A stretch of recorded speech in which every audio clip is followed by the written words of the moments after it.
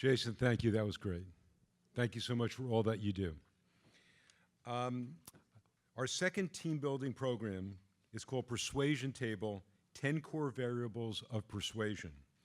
Ariel Halevi will join us now, and he will lead the program. I think you all will find it very interesting, as we did yesterday. Ariel? Thank you very much. If you applaud now, I won't work as hard. You have to make me earn it. Okay, look at the screen. This is a true story that happened, I believe, in the early 80s. A CEO of a supermarket chain in the United States decides to appoint a young star in the company, an up-and-comer, to be VP of Sales and Marketing. And he does this across organizational politics, across more seasoned candidates. But he believes in this man. He tells him, listen, in 30 days, we're going to have an executive leadership meeting. I want you to be ready to come with a plan. And I want you to impress, because I went out on a limb for you here. No pressure. A few days before the event, the assistant of the CEO writes the guy and says, or calls or whatever, and says, do you have any materials that you need to provide in advance? Says no. Then a few hours before the meeting, anything you want to show or share? No. He arrives to the meeting with one of the big tiles and one of the small tiles, and he says to the board, to the executive leadership team, I have a way of increasing sales, volume, but I also have a way of increasing profitability over this volume. And my way is that we are going to remove the large tiles in aisles number 2, 3, and 7 in our supermarkets, and I'm going to replace every large tile with 4 smaller tiles. The CEO is now checking to see if the windows are locked on the 35th floor. And the young VP says, I understand, trust me, give me 1 month with 1 branch, and I will prove to you that we will sell more products in the aisles with the smaller tiles. And I'm going to use that information to negotiate with our suppliers that if they want to be in the hot aisles, they have to give us better terms of procurement. And that's what they did, and it worked. Amazingly, it worked. My question to you is, why did it work? You know me by now. You know I'm not going to do all the work on my own here. Why did the smaller tiles increase sales? Because what? Because the clients were told these were the hot aisles. Ah, okay, no. Yes. There were 4 times as many of them. So what? We know that. I just told you that. So it gives you 4 times as many. It's more numbers. It's greater numbers. No. Let me be clear. This isn't a product that they were selling. The tiles on the floor. I'm sorry. That's a good clarification. Yes. Good. Yeah. Okay. The tiles on the floor of the aisles, of aisles number 2, 3, and 7, they removed the tiles from the floor, the big ones, and replaced them with smaller ones. Yes. They walked more slowly. They did, in fact, walk more slowly. Why?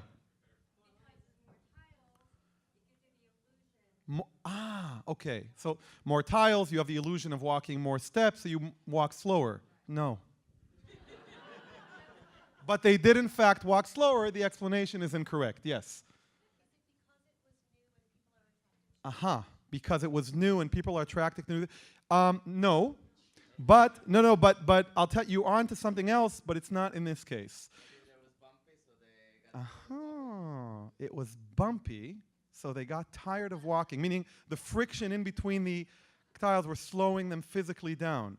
You're halfway closer to the answer, but that's not the answer. People walked slower. It had to do with the fact that it was more bumpy. You're almost there. Not other groups usually have it by now. No pressure. Wait, you want to think out loud? The carts got stuck more. You're like an inch away. Yes. That's the same. Okay. What? Yes. That is true, but I'm asking, the answer here was they can see the products more. They've got extended exposure time to the product, so they bought more. That is true, but I'm asking, why did they walk slower? We are about, what we're about, is understanding, deconstructing reality, understanding the what, the why, the how, the behind the scenes, the under the hood. I want to know why they walked slower. Yes? People wanted to avoid stepping on the cracks. No. People didn't even realize that the tiles had changed. They were asked. Yes? More to see on, so if people walking with their face to the ground, they see more tiles? No. The busyness of the ground. No, I'll give you a little hint. It doesn't have any direct connection to eyesight. That's my hint to you. Yes. Because the salesperson convinced. Yeah, because he just. Yeah, nope. Anybody? Yes. Last one. Yep.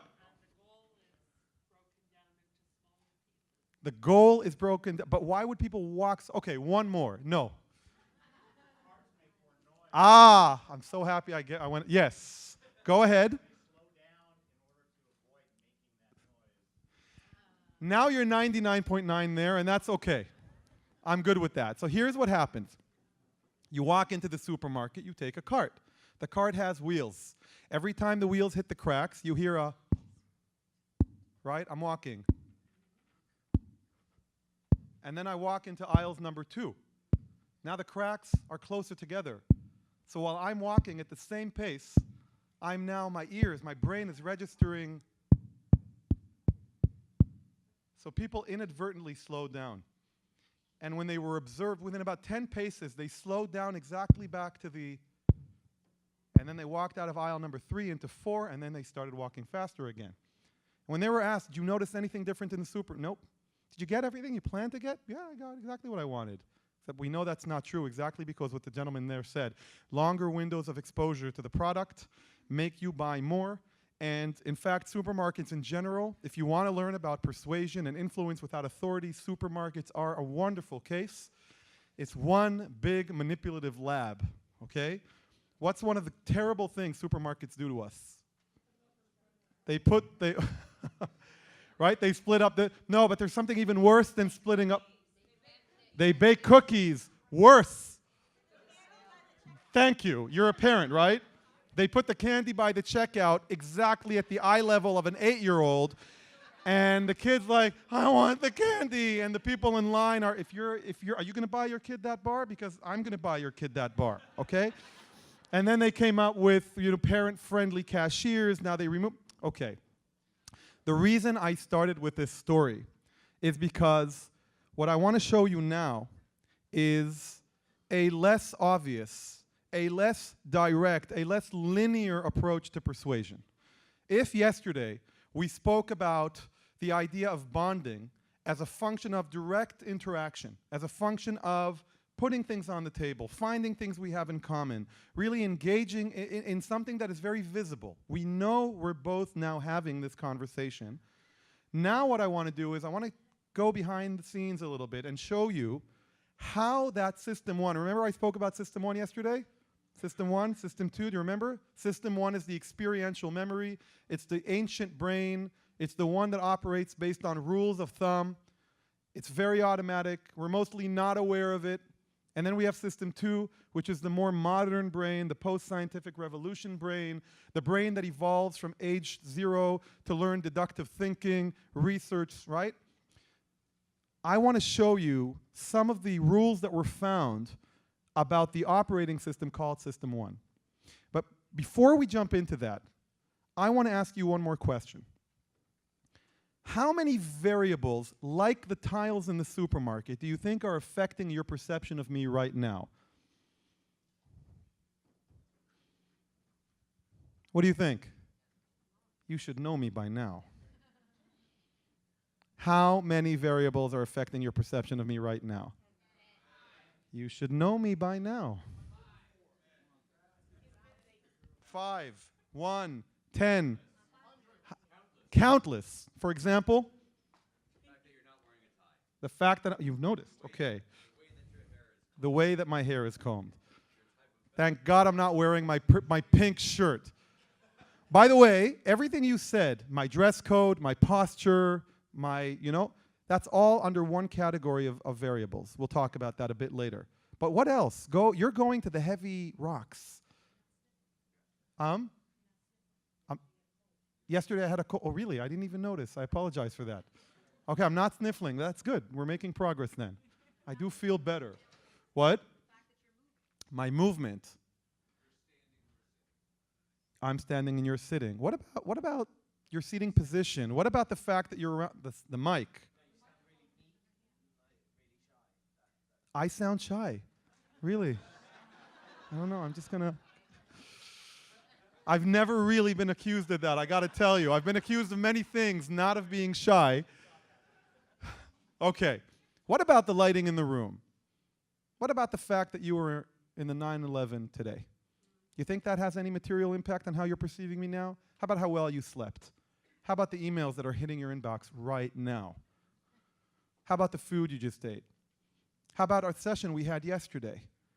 How about a conversation you had with your family just before? There really are a countless number of variables that influence the interaction between people.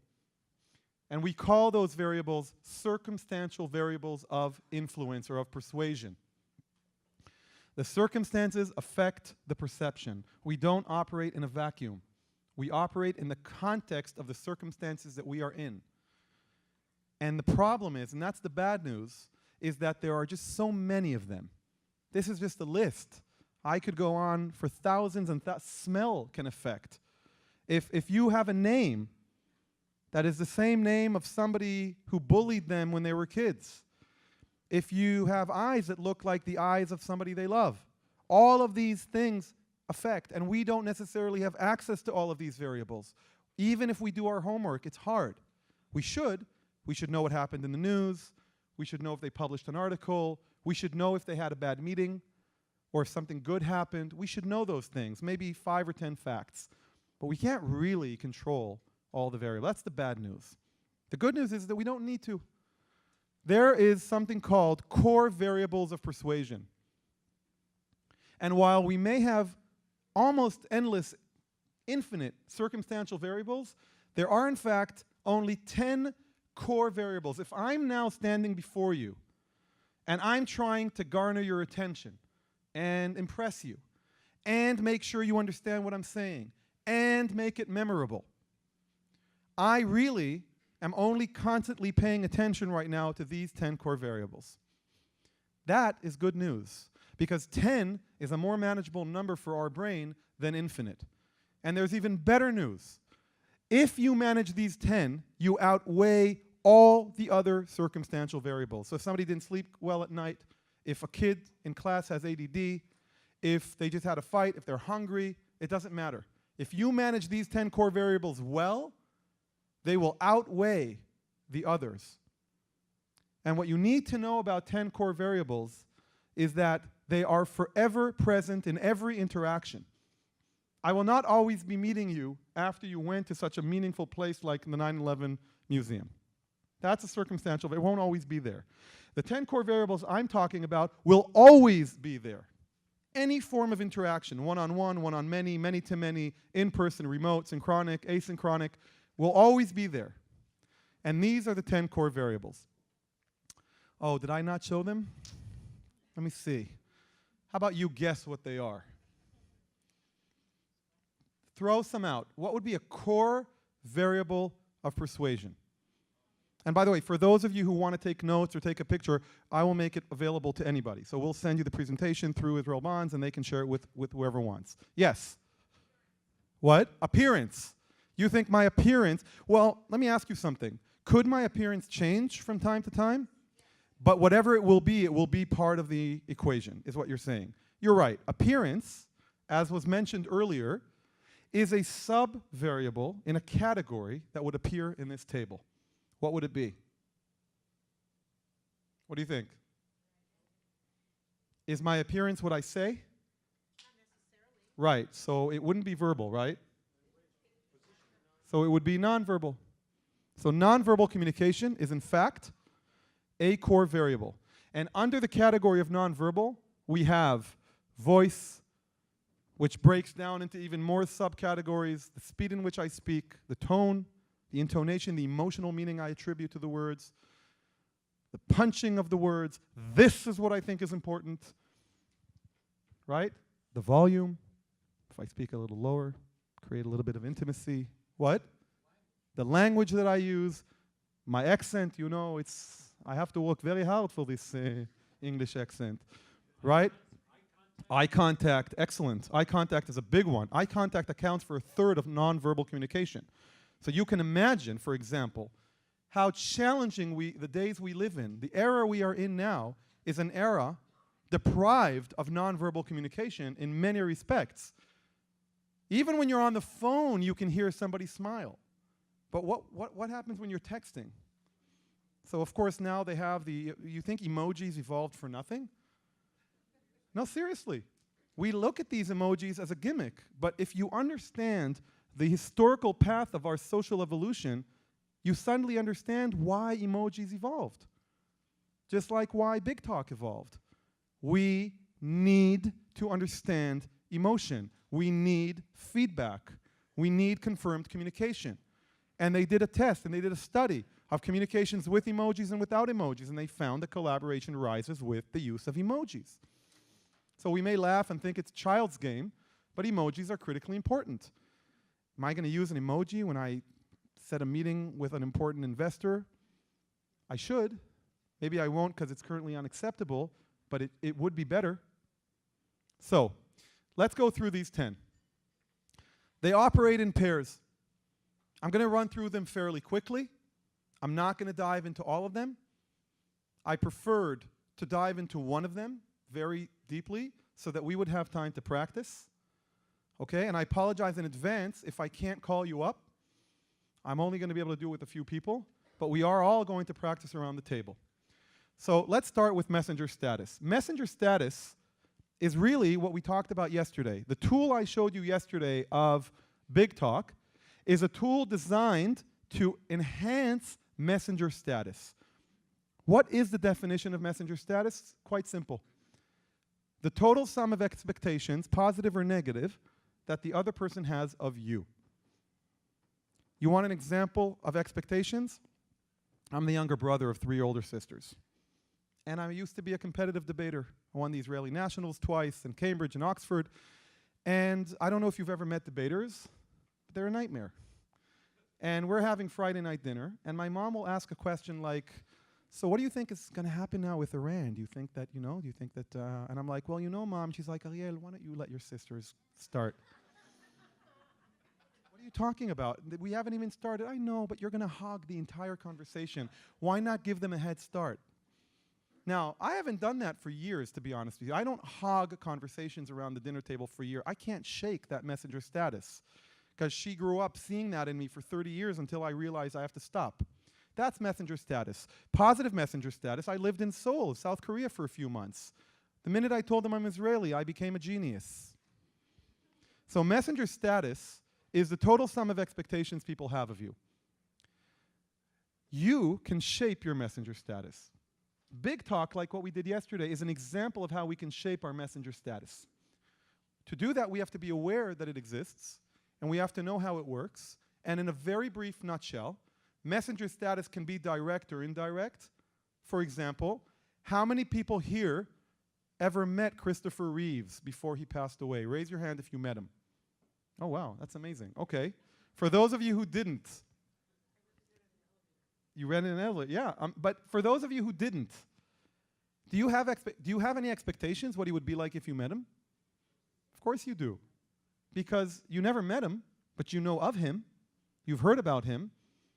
In Hebrew they say something like lashon hara, blast. Like if you speak bad of somebody, the reason that's such a big deal is because once you anchor somebody's messenger status, it's very hard to change it. And messenger status can be anchored without ever meeting the individual.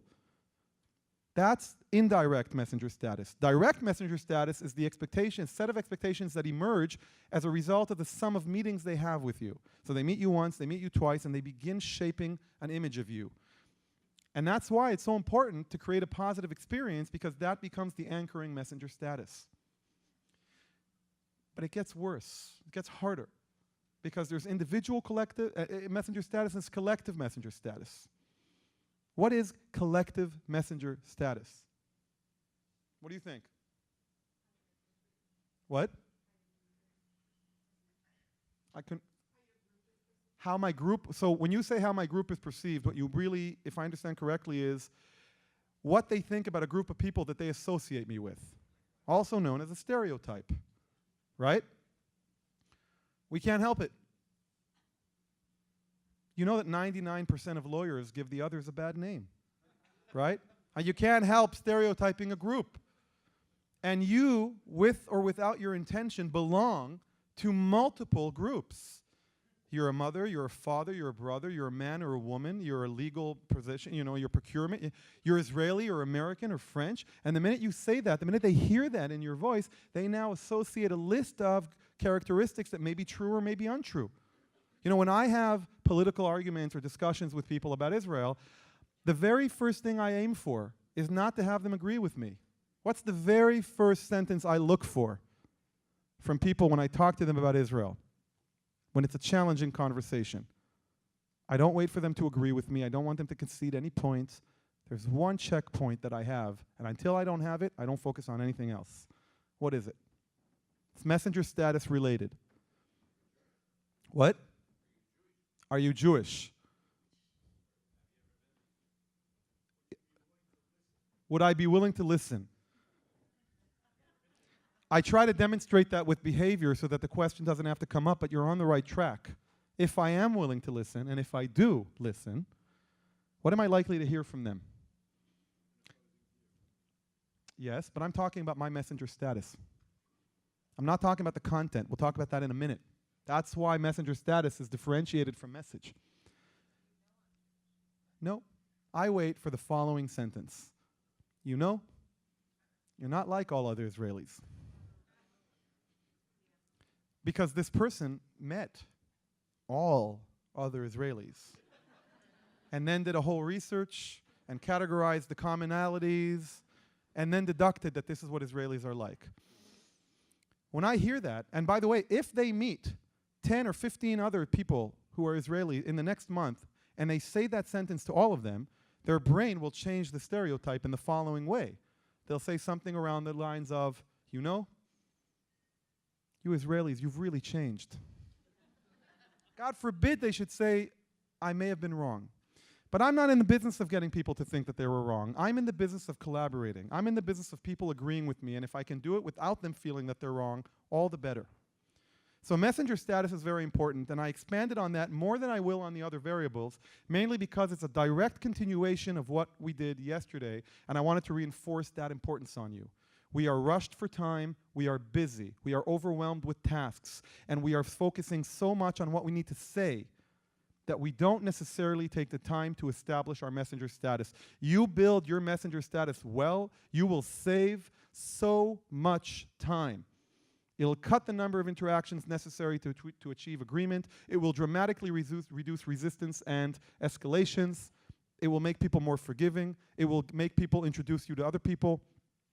It's really worth investing in. Message. Message, unlike what many people think, is not what I have to say, nor is it what I believe in. It's not the content. It's the behavior I am aiming for. When we talk about having a core variable as persuasion, what we mean is that every single meaningful interaction with people around you should begin or should be anticipated by you with a definition of a behavior that you want the other person to adopt. At the end of this meeting, what is my call to action for this individual, whether I say it or have them reach it on their own? Have I defined what success looks like before engaging? If you do not have a clear call to action, you do not have a message. You can talk to me until tomorrow why bonds are important. If it doesn't end with a clear call to action, you haven't fully utilized the potential you have in that opportunity. You can tell me everything you want about gender inequality, and I can sit there and shake my head and say this is wrong. But if there isn't a call to action that's going to make me talk about it to somebody else, look at your website, so on and so forth, I haven't truly captured the opportunity. So my call to action to you is that if you believe in what I'm showing you, if it resonates with you, from now on, before you have an important meeting or call, even before you write an important email, before you write it, not before you send it, you will ask yourself, what do I want the response to this email to be? What is the behavior I am trying to shape? Now reverse engineer into your message. And you will find that this makes you clearer, more concise. It helps you prioritize and eliminate unnecessary content. It helps you really understand, why am I writing this email? Why am I having this meeting? Very, very important. It's one of the most overlooked things we see when we help people build presentations, for example, is we ask them, what's the desired behavior? Well, what do you mean? What do you want the audience to walk away with? Have a clear call to action. Verbal, nonverbal. Verbal, any sound I make that your brain can comprehend into a dictionary definition.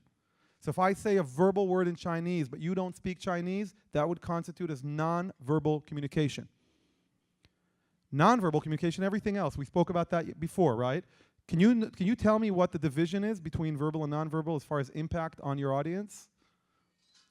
How much of my impact over you right now is affected by the actual verbal messages coming out of my mouth? And how much of it is by everything else? Who said? 15% verbal. Really? Just 15%? You just walked in. Anyway, so that's how every one of us can you know, when people walk in late to a talk and I see them walk in, I always continue immediately, seamlessly with the following sentence of, and this is how we can all get $100,000 tax-free. So let's move on to the next topic.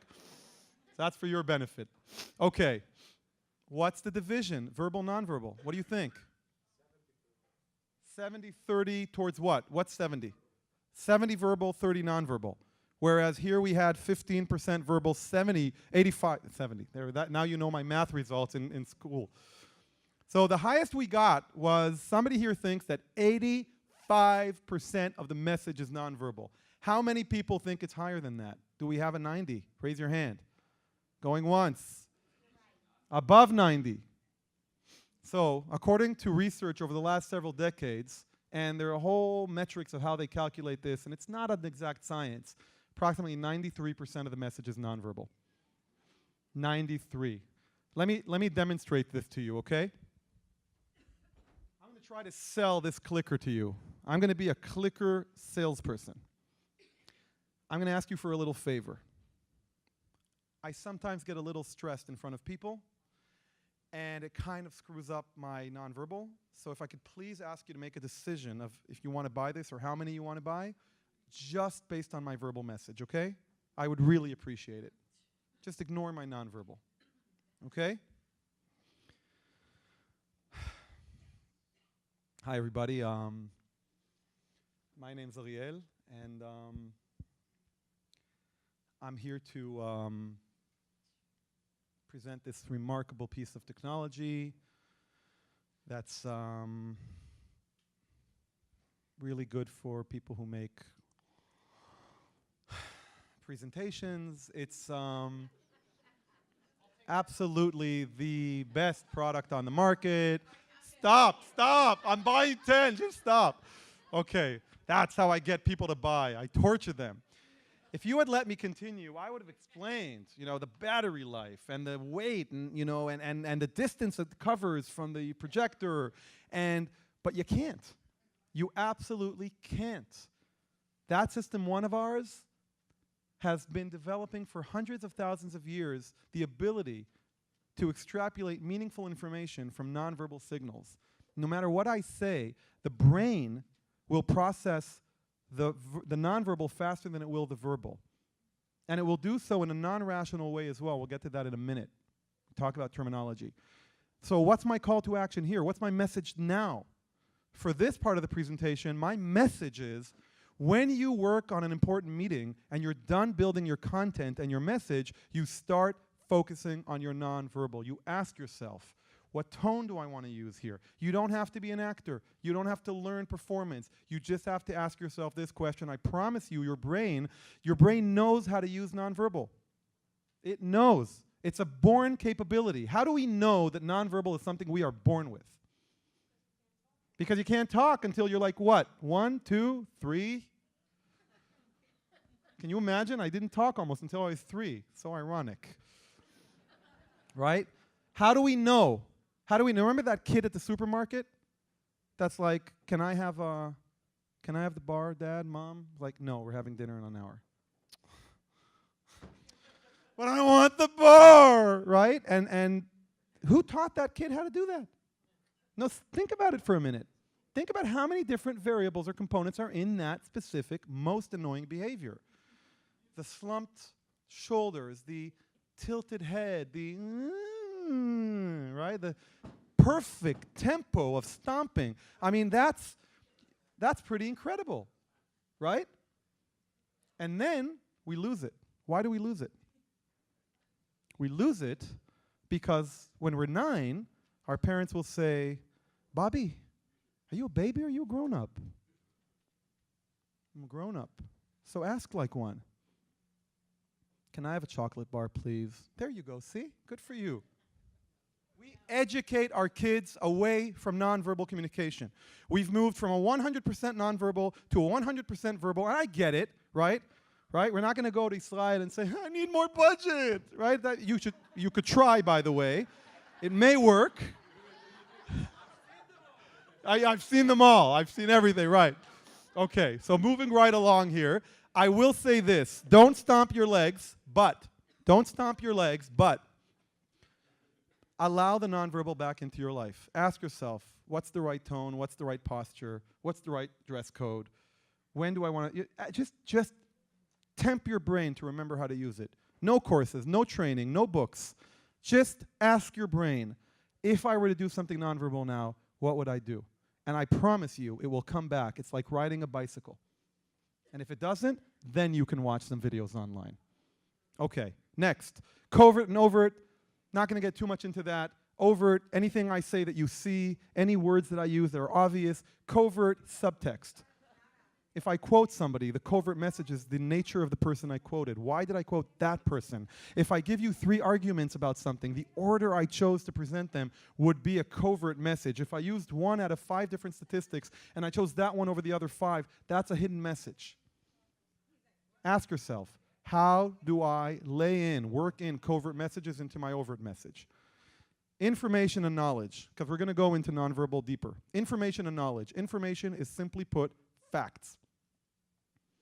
Of course, we need more money. Why? Well, because we've had 2 people quit, and it's taking us longer than we think, and you start reading off facts about reality. Facts do not convince people, contrary to what you see on social media today, where people are constantly shooting off facts.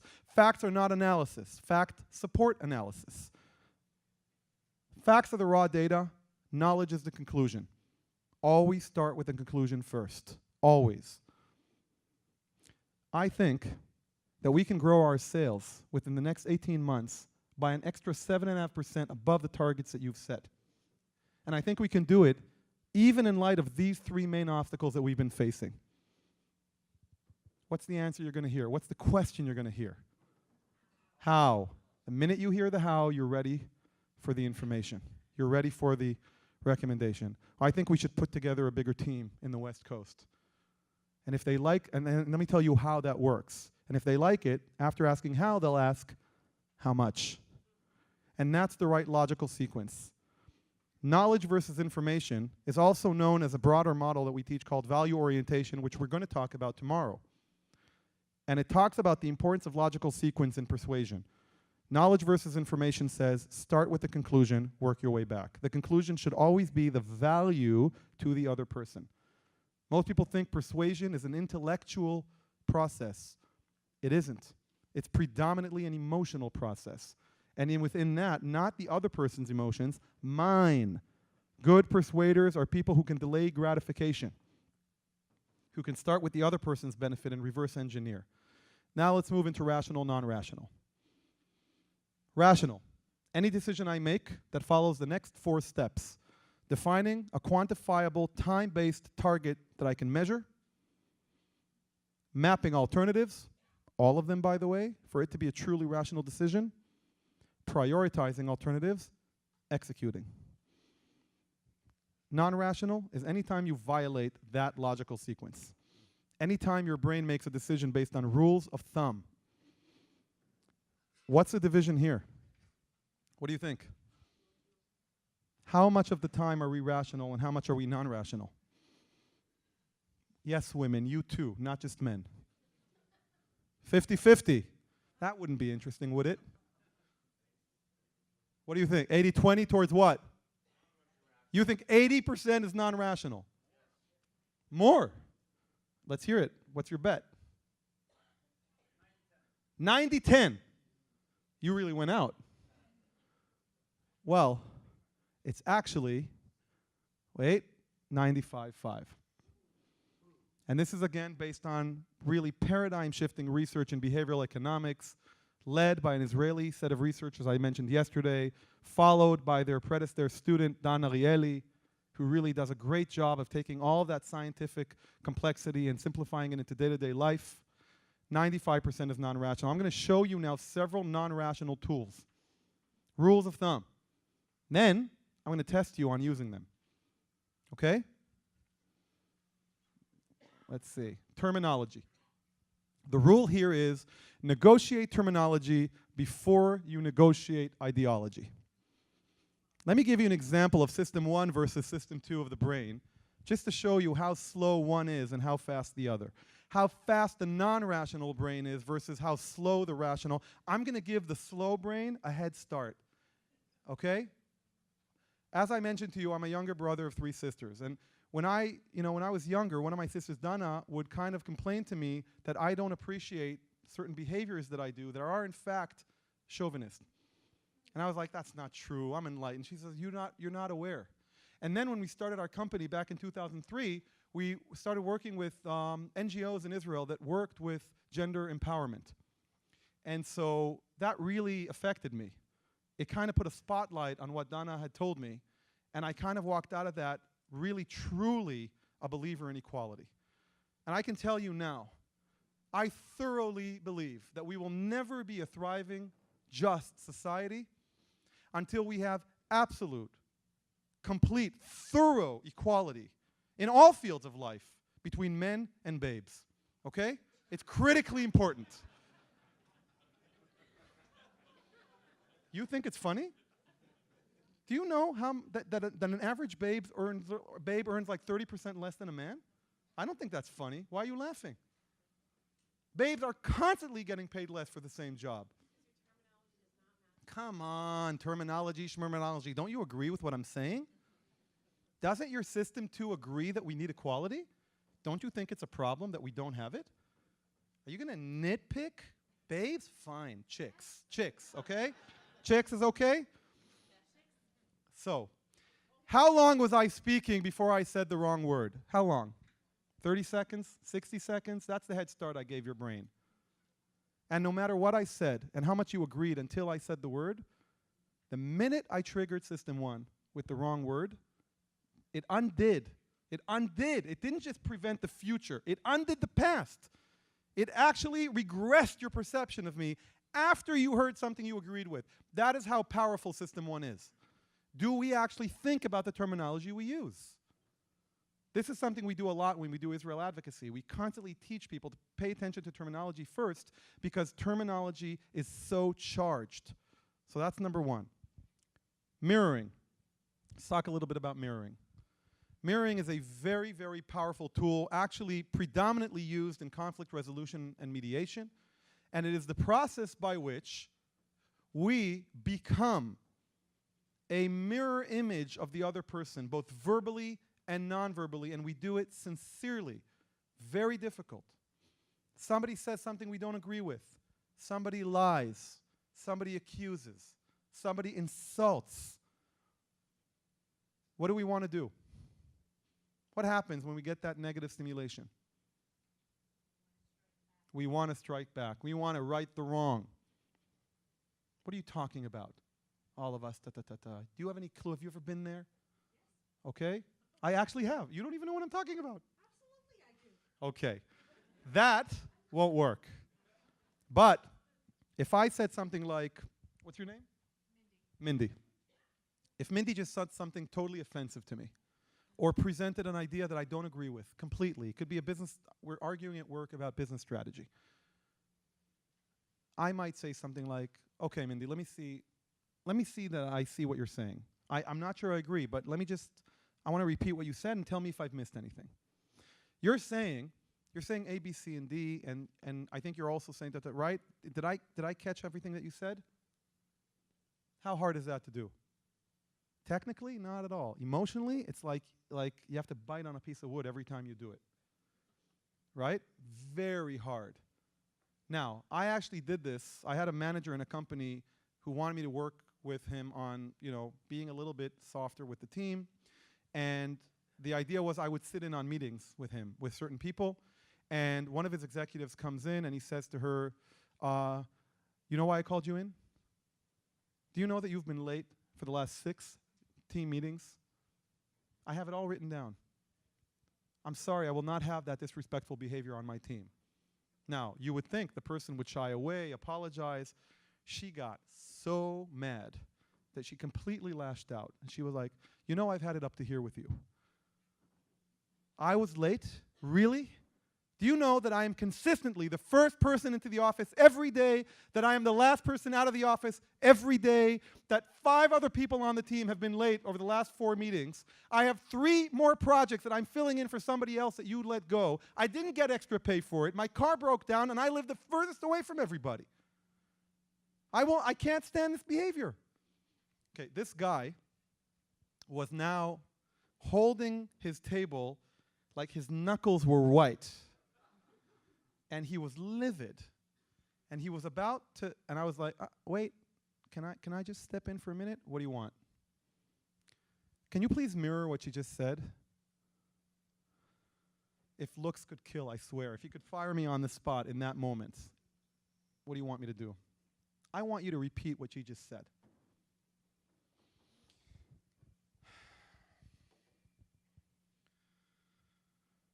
You come in first to the office, you leave the last, you live the furthest away, your car broke down, other people did it too, you have extra projects, right? Is that mirroring? Which part did I violate on this screen? And as a result of sincere, which did I violate? You're right. The nonverbal. You need to get yourself into the state of mind of the other person, not because they're right, not because you agree, but because when you do that, it will eliminate a huge portion of their resistance to you. I want you to think about people as a glass. This is what people are. We are a glass. You see the liquid inside? That's our emotions. That's what we think. That's what we believe.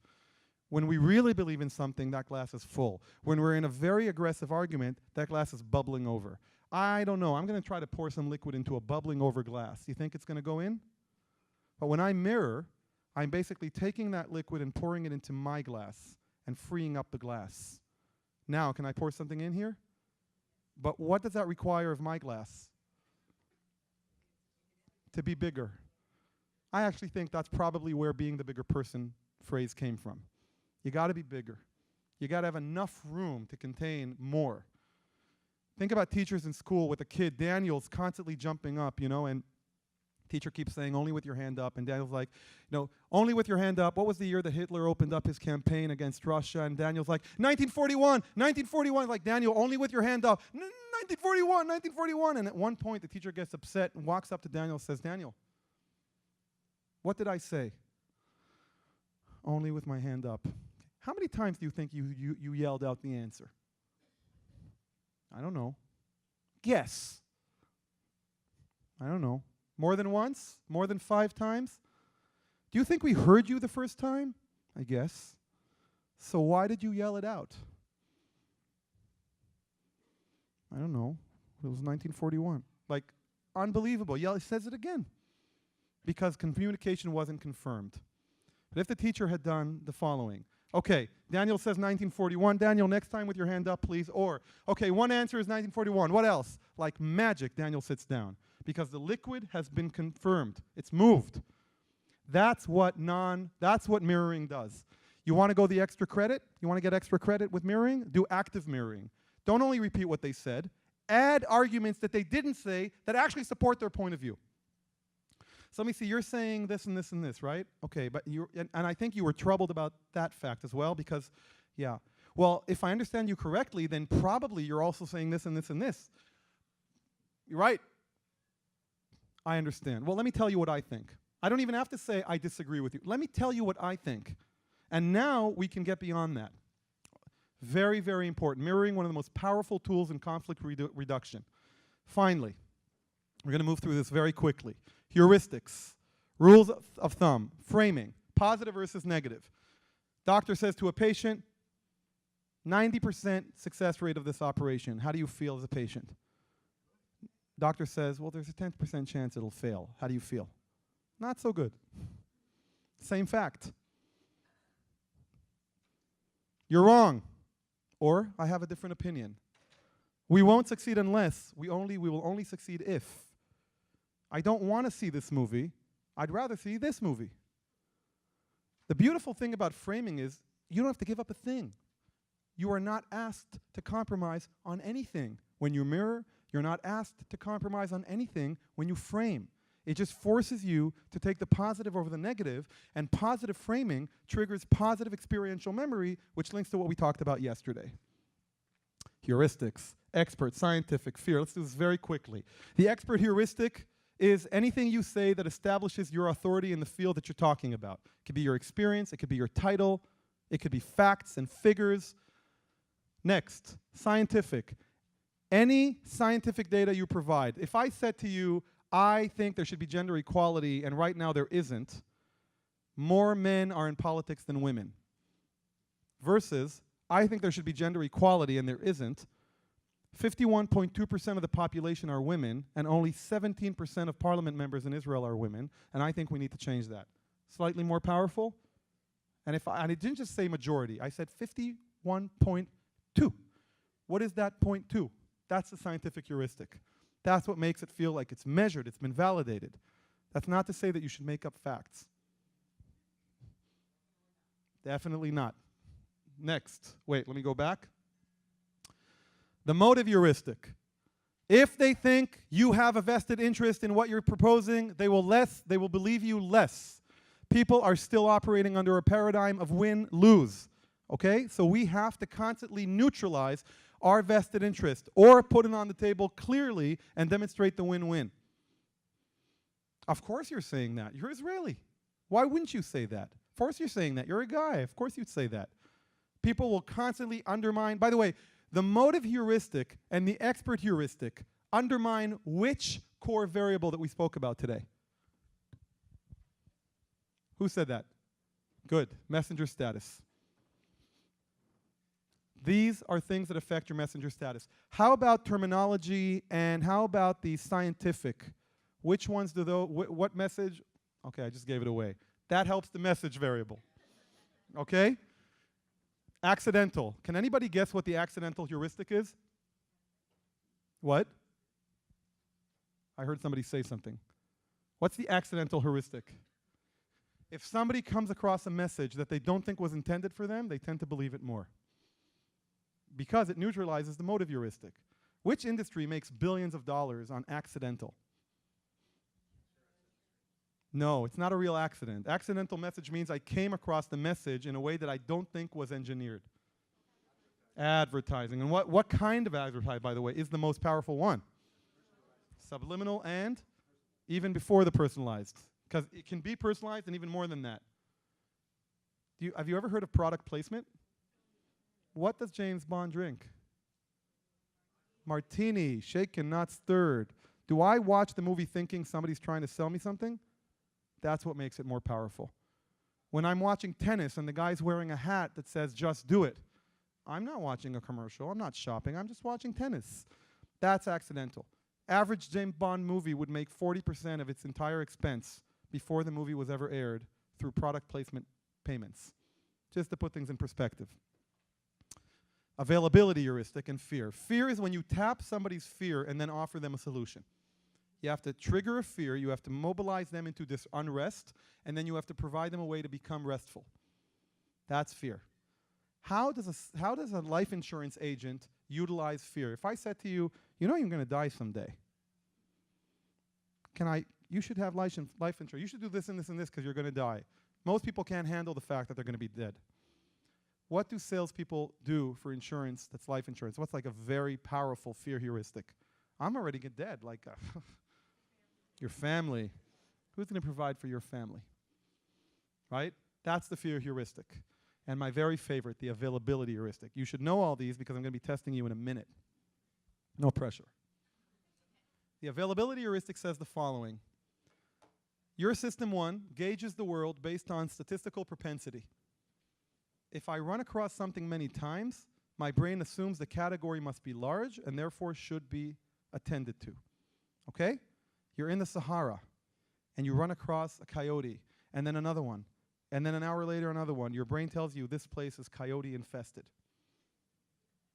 You meet 4 people who are called John in one day. You're like, wow, there are a lot of Johns in the world. Maybe there's a John convention. I don't know. But there aren't necessarily a lot of Johns in the world. That's how our brain works. That's why the combination of terrorism and mass media is a catastrophe for the world. Because every time we are shown an incident, it makes our brain think that it's all around us, when in fact it really isn't. It's not that it's not important, it is.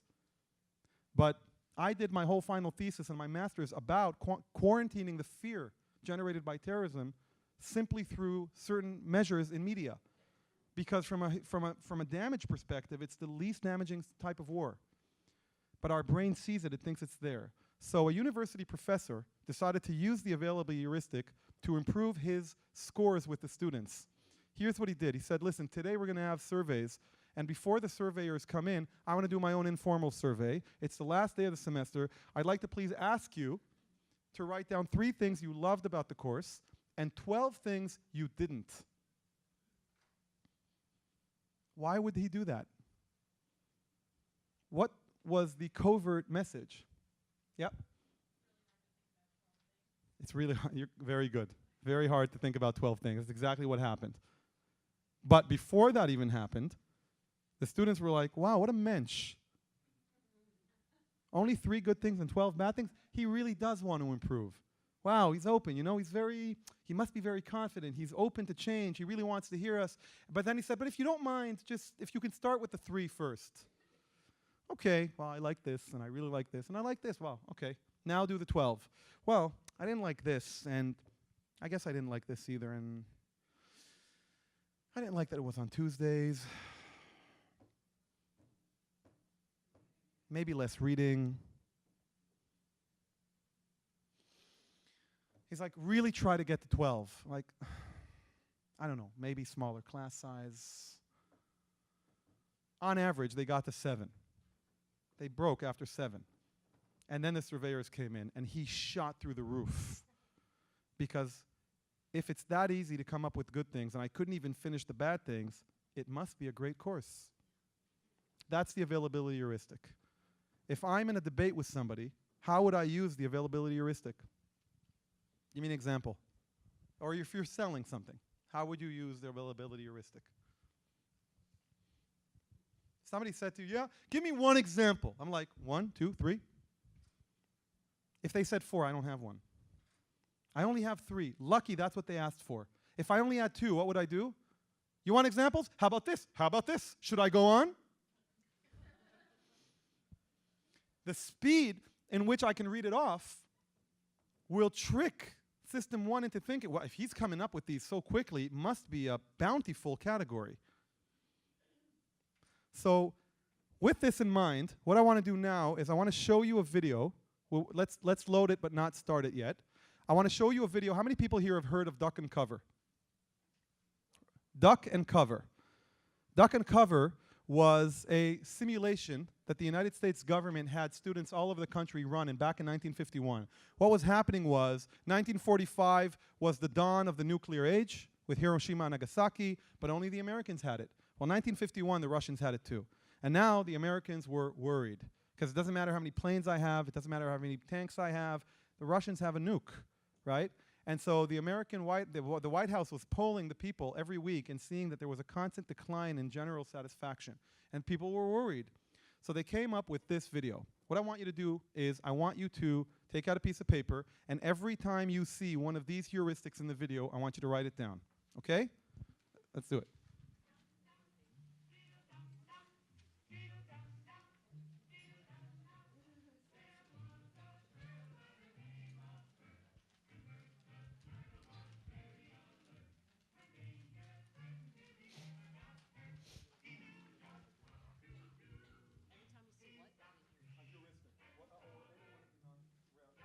Anytime you see any one of the non-rational agents.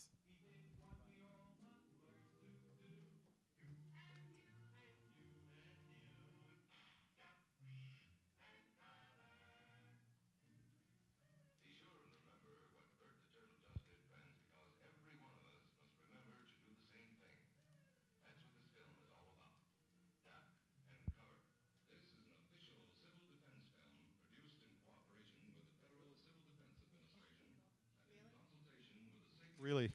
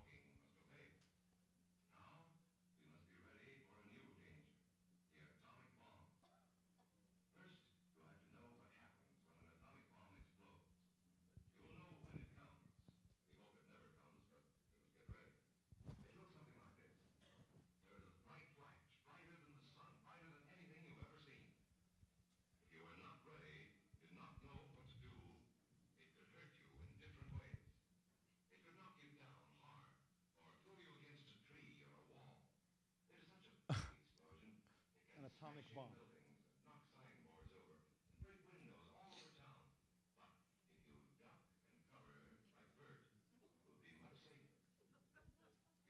This is real.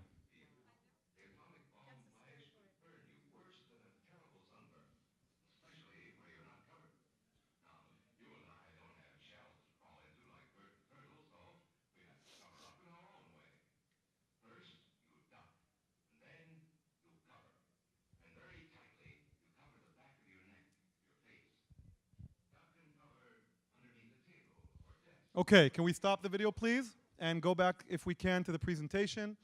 I want you to understand, just like there are fire drills, they were duck and cover drills across the United States. Because, first of all, it's good that we know what it looks like, right? If we see an atomic bomb explode, it's really good that we know that it's a bright light just before we get completely incinerated, right? And of course, this is important. I want to repeat this in case you come into this situation. If you're wearing a vest, just pull up your thing here. And this is real. And it worked. What were the non-rational elements? And when did the first one appear? Yes. Why is that a non-rational agent?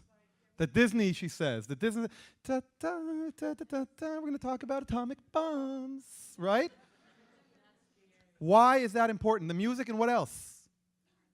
The cartoons. What's the covert message? It's a this is child's play. Don't worry about it. It's important. It could save your life.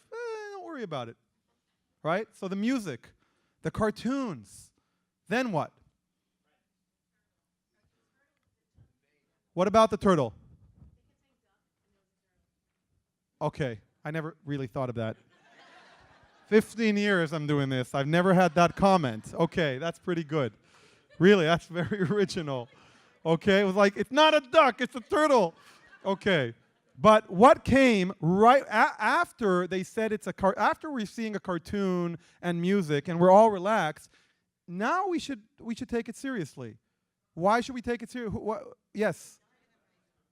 This is an official production by the National. Oh, okay. Which of these? Expert. This is coming to you from top experts. Then what? Fear, of course. Cars, but we're okay. Fires, but we're okay. We've done this before. We have threats, we can solve them. You do this, fear. Trigger a fear, offer a solution. Trigger a fear, offer a solution. I never said the solution has to work. Our system 1 needs certainty. Certainty was critical for our survival as a species. If you don't know what's going to happen, you can't wait. You can't have system 2 in charge. In our politically correct world, system 2 would be like, I just heard a roar. I don't know. I don't want to jump on the tree yet. I don't want to offend anybody. I need to figure out, was a roar, it came from there. That's it, you're dead. System 1 needs to immediately be able to categorize. On the other hand, there's need for PC because the modern world is so distorted from the natural conditions we live under. We now have 50-inch TV screens in our living room showing us somebody beheading somebody on the other side of the planet. It's happening in my home. That's not true, but it feels that way to System 1. And so we are now over the Bermuda Triangle as far as communication and perception in the 21st century. It's a big deal. It's a problem. Okay. There are many, many more elements in this video, but I think you understand how it works. And now, from understanding, I want you to actually practice using it. So here's what we're going to do. I want you to pair up with somebody in your table. Pair up. Just look to somebody to your right or left. Okay. Is anybody not in a pair? Raise your hand if you haven't paired up yet. אחד פה, אחד פה. נכון? כי אנחנו... את יודעת, לא, את צודקת. מעולה. Okay. Raise your hand if you have a pair. Raise your hand if you have somebody. Have you paired up with somebody? Raise your hand. Mindy. Okay. So everybody has a pair. Okay. I want your pair to pick one of these jobs. That's an open position waiting to be filled. Okay, we have a fragrance chemist, a therapist, an undertaker. You all know what an undertaker is? Yes, okay. President of Harvard University and undercover agent. Pick one for your pair. Make a decision. Yes, both of you together are picking one.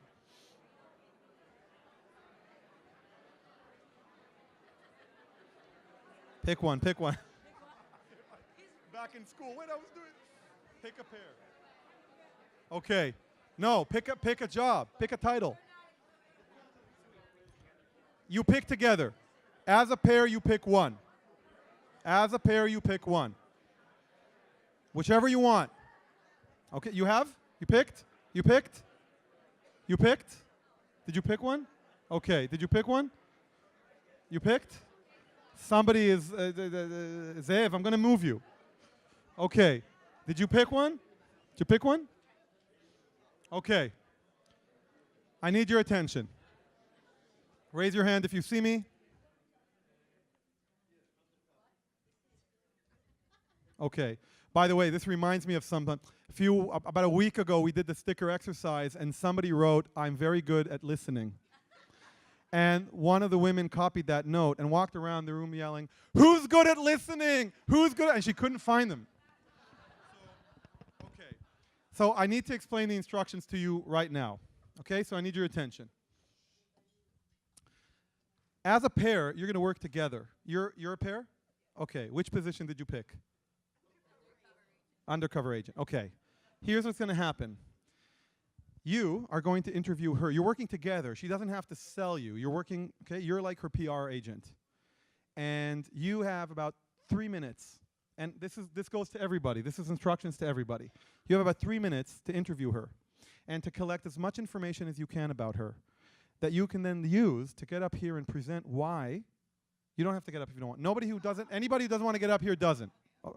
That's up to you. But you get to you both come up here and you're like, well, I want to explain to you why she's the best candidate for this position. Now, you cannot make up information about her. This has to be anchored in real facts about the individual. It can be historical experience, it can be characteristics, skill sets, capabilities. And you know, every single time we do this exercise with lawyers, it's an argument. Why can't I lie? Don't tell me how to do my work, okay? You only use real information about each other. Now, I'm going to give you 2 cycles. 3 minutes, you interview her and prepare yourself to introduce her. 3 additional minutes, you rotate.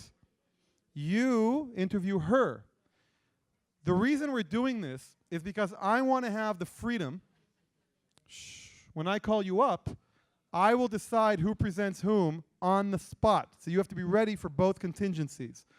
Before we begin, are there any questions? Go.